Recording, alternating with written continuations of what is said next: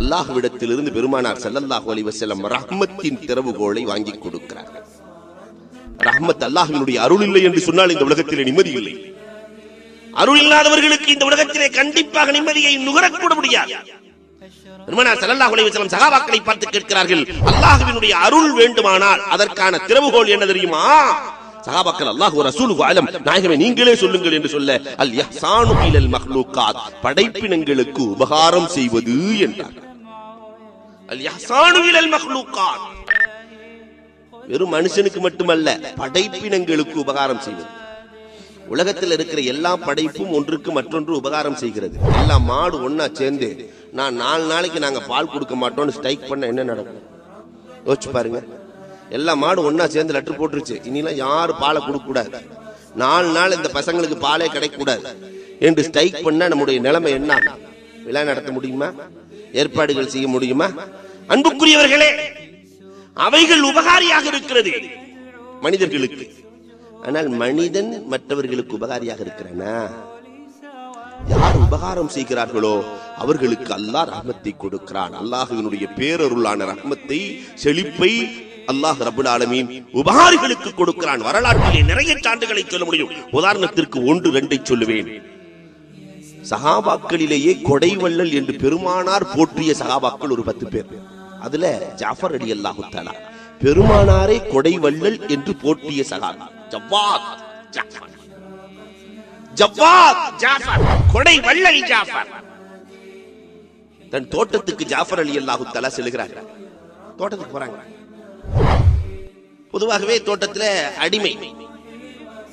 அடிமைகள் எப்பொழுதும் காலையிலும் சாப்பிட மாட்டார்கள், இரவிலும் சாப்பிட மாட்டார்கள். கொண்டு போற ரொட்டி மாலையிலே மதியம் சாப்பிடுவதற்காக ஒரு 3 ரொட்டி. அந்த அடிமை சாப்பிடலாம் என்று ஒரு ரொட்டியை சாப்பிடுவதற்காக எடுக்கிறார். ஜாஃபர் ரலியல்லாஹு தஆலா பார்த்து கொண்டிருக்கிறார்கள்.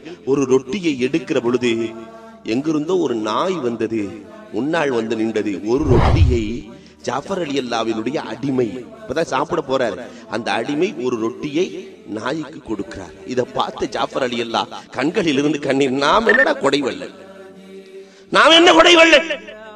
இருப்பதில் மிச்சத்தை கொடுக்கிறோம், ஆனால் என்ன அடிமை இருக்கிற 3-1 கொடுத்து விட்டார். இவனல்லவா கொடைவள்ளல், இவனல்லவா கொடைவள்ளல். சொல்லி முடிச்சோன்ன மீண்டும் பார்க்கிறார்கள். அந்த நாய் ஒரு ரொட்டியை சாப்பிட்டு போகல, அடுத்த ரொட்டியையும் தோட்டத்தின் அடிமை துண்டாக்கி நாய்க்கு கொடுக்கிறார்.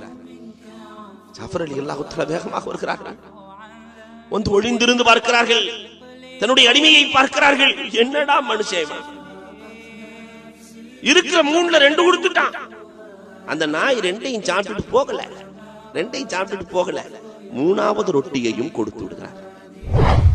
ஜாஃபர் ரலியல்லாஹு வந்து கட்டி பிடிச்சு நீ அல்லவா கொடைவள்ளல், நீ அல்லவா கொடைவள்ளல், நீ சுதந்திரமாகி விட்டாயப்பா, நீ இனிமேல் அடிமையாக இருப்பதற்கு உனக்கு தகுதி இல்லையப்பா, ஏன் கொடுத்தா என்று கேட்கிற பொழுது சொன்ன வார்த்தை என்ன தெரியுமா?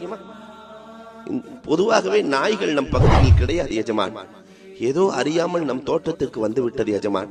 வந்த நாயை பசியோடு அனுப்ப எனக்கு மனமில்லை எஜமான், வந்த நாயை பசியோடு அனுப்ப எனக்கு மனமில்லை, அதனால் என் ரொட்டி ஒரு நாள் தானே கொடுத்தேன். ஜாஃபர் ரலியல்லாஹு தஆலா சொன்னார்கள், அவர் ஒரு நாய்க்கு செய்த உபகாரம் அவரே விடுதலை செய்ய வைத்து விட்டான் அல்லாஹ் ரப்பல் ஆலமீன். காலங்காலமா அடிமையா இருந்தவர் இன்றைக்கு விடுதலை ஆனாரே. ஏதாவது ஒரு பொருளுக்கு ஒருவர் உபகாரம் செய்கிற பொழுது, மௌலிது கமிட்டி இருக்கிறது, நமக்கு தெரிந்தவர்கள் இருக்கிறார்கள், ஏழைகள் இருக்கிறார்கள், உபகாரம் செய்கிற பொழுது அல்லாஹ் ரப்பல் ஆலமீன் அறியாத புறத்தில் இருந்து ரஹ்மத்தை இறக்குவான்.